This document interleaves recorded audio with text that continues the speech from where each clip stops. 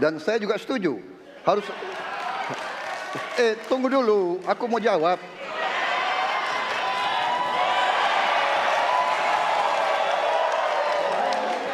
Jadi benar keadilan. Benar sekali, harus ada keadilan. Tetapi saya mau mengatakan tidak sesederhana itu, Pak Anies. Ada faktor-faktor lain, Pak Anies. Kita mulai. Beberapa tahun terakhir, tren kekerasan meningkat di Papua. Sementara masalah keadilan dan HAM masih belum terselesaikan sehingga konflik terus berlanjut. Pertanyaannya, apa strategi yang Anda akan siapkan untuk menyelesaikan masalah HAM dan konflik di Papua secara komprehensif? Waktu menjawab 2 menit dimulai dari sekarang. Masalah Papua adalah rumit karena di situ terjadi suatu gerakan separatisme. Dan gerakan separatisme ini kita sudah ikuti cukup lama. Kita melihat ada campur tangan asing di situ. Dan kita melihat bahwa kekuatan-kekuatan tertentu selalu ingin Indonesia disintegrasi dan pecah. Untuk itu memang masalah hak asasi manusia itu menjadi sesuatu yang harus kita utamakan, dan diantaranya juga kita harus lindungi seluruh rakyat Papua, karena di situ kelompok teroris sekarang itu menyerang orang-orang Papua sendiri, rakyat yang tidak berdosa, perempuan, orang tua, anak kecil yang tidak bersenjata diteror oleh kelompok teroris separatis ini. Jadi rencana saya pertama adalah tentunya menegakkan hukum, memperkuat aparat-aparat di situ, dan juga mempercepat pembangunan ekonomi.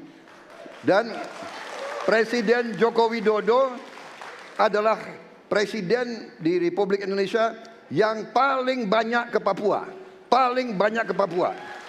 Kalau tidak salah sampai hari ini beliau sudah lebih dari 19 kali ke Papua. Dan peningkatan pertumbuhan ekonomi di bawah pemerintah Pak Jokowi yang paling pesat, yang paling tinggi selama sejarah Republik Indonesia. Jadi yang saya katakan, saya akan lanjutkan, kita harus membawa kemajuan ekonomi, sosial, services yang terbaik untuk rakyat Papua, melindungi rakyat Papua dari keganasan para separatis dan teroris, dan menjamin penegakan hak asasi manusia. Terima kasih. Baik. Dan selanjutnya, ya, hadirin harap tenang, ya. Kita lanjutkan. Baik, kami persilakan kepada calon presiden nomor urut 3 untuk menanggapi jawaban dari calon presiden nomor urut 2. Waktu Anda 1 menit, Bapak, dimulai dari sekarang.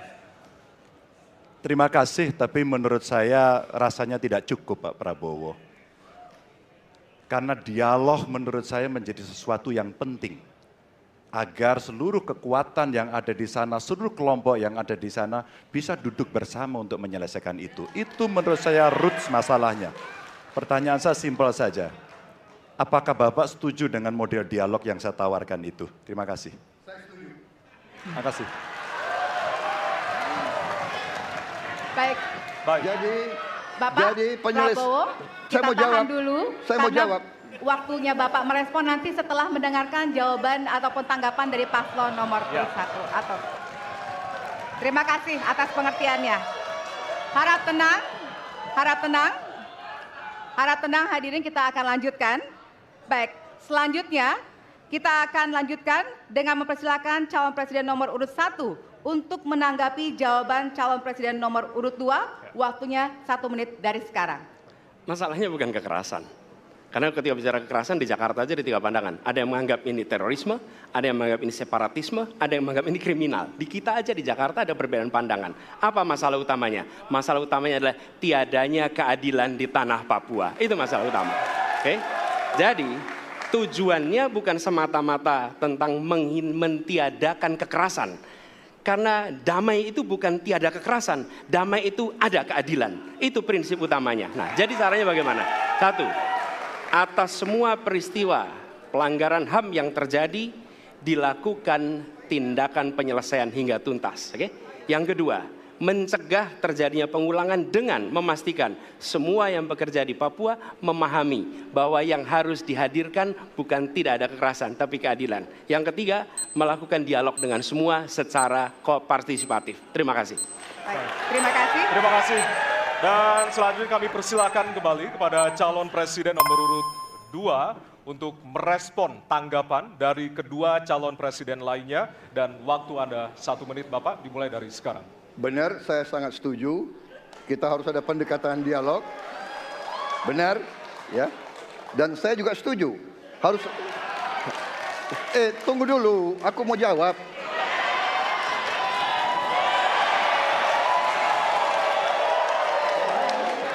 Jadi, benar keadilan. Benar sekali, harus ada keadilan. Tetapi saya mau mengatakan, tidak sesederhana itu, Pak Anies. Ada faktor-faktor lain, Pak Anies. Ada faktor geopolitik, ada faktor ideologi. Inilah yang masalahnya tidak gampang, ya. Tetapi saya pendapat kita harus tegakkan keadilan. Kita harus dialog. Ini masalah bangsa. Ini harus kita, semua kekuatan harus kita rangkul. Baik, waktu habis Bapak. Waktu habis Bapak. Terima kasih. Hadirin harap tenang. Baik, Hadirin harap tenang, kita akan lanjutkan. Hadirin harap tenang, kita akan lanjutkan. Nanti kita akan kasih kesempatan untuk memberikan apresiasi kepada para calon presiden. Baik, selanjutnya kita akan beralih ke pertanyaan untuk calon presiden nomor urut 3. Kami persilakan kepada panelis Bapak Al Makin untuk mengambil subtema di fishbowl. Kami persilakan kepada panelis.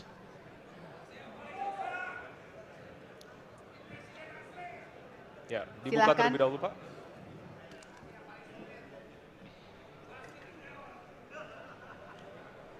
Diperlihatkan kepada moderator dan hadirin pemerintahan dan peningkatan pelayanan publik. Baik. Dan selanjutnya kami persilakan kepada panelis Bapak Bayu Dwi Anggono untuk mengambil pertanyaan dari fishbowl. Kami persilakan, Pak.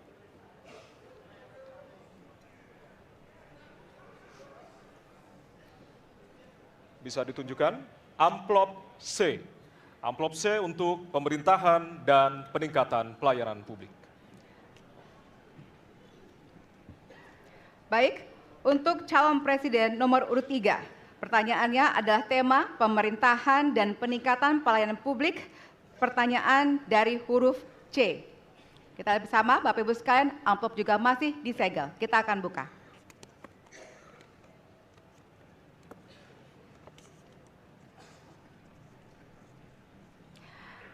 Indeks pelayanan publik di Indonesia stagnan. Sementara Undang-Undang Pelayanan Publik menghendaki persamaan pelakuan dan memperhatikan kepentingan khusus kelompok rentan, perempuan, anak, dan disabilitas. Pertanyaannya, apa program strategis Anda untuk meningkatkan kualitas pelayanan publik yang berkeadilan? Waktu 2 menit dimulai dari sekarang. Kebetulan saya punya pengalaman 10 tahun menangani soal ini. Mengajak mereka berpartisipasi sejak awal, satu, menghadirkan dalam setiap musrenbang kelompok perempuan, penyandang disabilitas, anak-anak, kelompok rentan yang lain termasuk orang tua. Kenapa? Agar pengambil keputusan mereka aware, mereka peduli apa yang mereka rasakan. Kesetaraan dalam perencanaan pembangunan itulah yang kita harapkan bisa merepresentasikan apa yang mereka harapkan. Sehingga fisiknya kalau bangun mereka paham mana yang akan menggunakan sehingga tidak ada lagi protes pada soal itu. Kedua, dari sisi aparaturnya mesti ada kontrol publik. Maka kalau saya membuat pengalaman kami membuat lapor GUP sebagai satu ruang komplain publik yang pemerintah nggak boleh baperan, pemerintah harus menerima seluruh masukan dan kritikan. Inilah yang akan kita angkat menjadi government super apps. Sehingga ketika itu tidak berjalan, pemerintah tertinggilah yang harus kemudian mengambil alih itu, sehingga pelayanan akan bisa jauh lebih baik, sehingga kelompok-kelompok ini harus mendapatkan afirmasi. Pak Ganjar, masih ada waktu? Cukup. Baik. Cukup. Baik, terima kasih. Ya, dan kami persilakan kepada calon presiden nomor urut 1 untuk menanggapi jawaban dari calon presiden nomor urut 3. Waktu Anda 1 menit dimulai dari sekarang, Pak.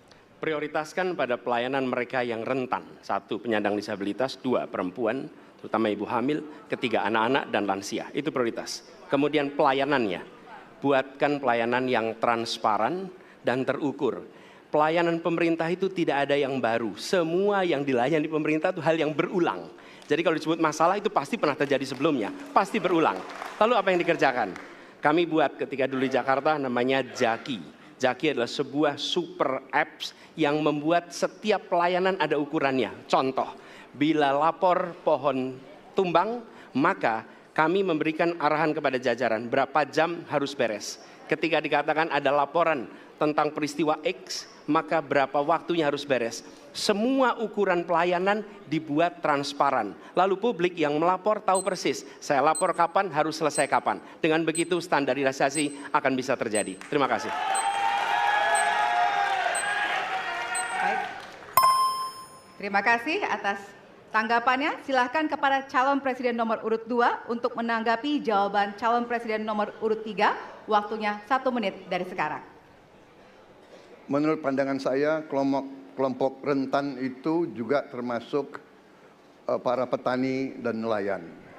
Dan yang saya dapat setelah saya keliling, khususnya di Jawa Tengah, Pak Ganjar, petani-petani di situ sangat sulit dapat pupuk. Dan mereka mengeluh dengan kartu tani yang Bapak luncurkan, ini mempersulit mereka dapat pupuk. Jadi sebetulnya mereka ingin pupuk itu pengadaannya disederhanakan. Saya kira mungkin Bapak bisa menjawab masalah itu. Terima kasih. Waktu Pak Prabowo. Cukup. Cukup. Nggak usah lama-lama. Baik. Baik, terima kasih.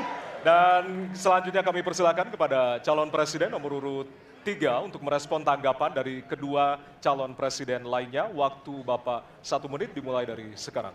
Terima kasih. Jadi menggunakan teknologi yang disampaikan Mas Ani sudah betul. Rupanya kita sama pada soal itu. Tapi untuk Pak Prabowo saya harus mengingatkan Pak, pupuk langka terjadi di Papua Pak. Pupuk langka terjadi di Sumatera Utara Pak. Pupuk langka terjadi di NTT, NTB, Kalimantan Timur termasuk bensin. Mungkin Bapak sedikit agak lupa untuk saya bisa mengingatkan, karena Bapak pernah menjadi ketua HKTI. Pak, data petani kita tidak pernah beres. Maka kalau kemudian satu data petani itu bisa kita kelola, maka distribusi pupuknya harus bisa sampai dan tepat sasaran. Pada saat yang sama, kuota pupuk tidak boleh dibatasi. Maka ini yang saya telepon langsung kepada Pak Wapres saat itu. Pak Wapres please, kasih tambahan. Kalau tidak cukup. Dan ini terjadi di seluruh Indonesia, maka inilah mesti kita kerjakan nanti. Baik. Masih ada waktu? Mau ditambahkan Pak? Cukup. Cukup? Cukup.